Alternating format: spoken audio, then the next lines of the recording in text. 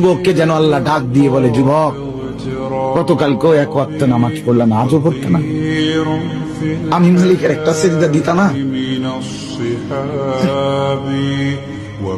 আল্লাহ যেন ডাক দিয়ে বলে ফজরের ওয়াক্তে, আমার বান্দা আজও কি সেজদা দিবে না আমারে? আজও এভাবেই যাবে? আজকের সারাদিনও নারী দেখতে দেখতে, উলঙ্গ ছবি দেখতে দেখতে কাটাবে, সেজদা দিবা না? আমি কি তোমাকে বানাই নাই? আমি কি তোমাকে চোখ দেই নাই? আমি কি তোমাকে কান দেই নাই? আমি কি তোমাকে জবান দেই নাই? আমি কি তোমাকে দুইটা ঠোঁট দেই নাই? ইয়া আইয়ুহাল ইনসানু মা গাররাকা বিরাব্বিকাল কারীম।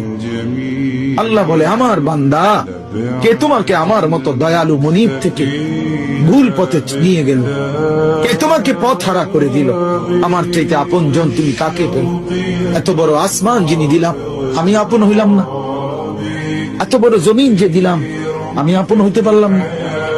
প্রতিদিন তোমার চোখে ঘুম পাড়ায় দেই, আমি সেই মালিক, আমি আপন জন হলাম না?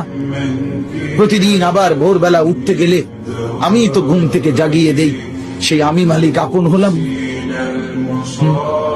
বলেন না বাপ, বলেন। আমার বাপ বলেন, একজন যুবক, ভাইয়া তুমি ভাবো, তুমি ডানে বামে তাকাইও না, দয়া করে অনুরোধ, আরেকজনের দিকে তাকে, তুমি ভাবো, তুমি ভাবো, একা ভাবো, একা, একজন ভাবো, একজন। তুমি ভাবো দোস্ত, ডানে বামে তুমি দেখো না।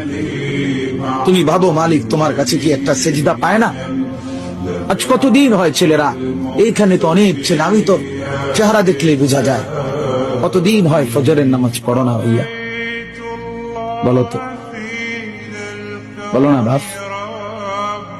মালিকের চেনো না আজ কতদিন? আফা আমিনা আহলুল কুরা আন ইয়াতিয়াহুম বাসুনা বায়াতাও ওয়া হুম নাঈমুন।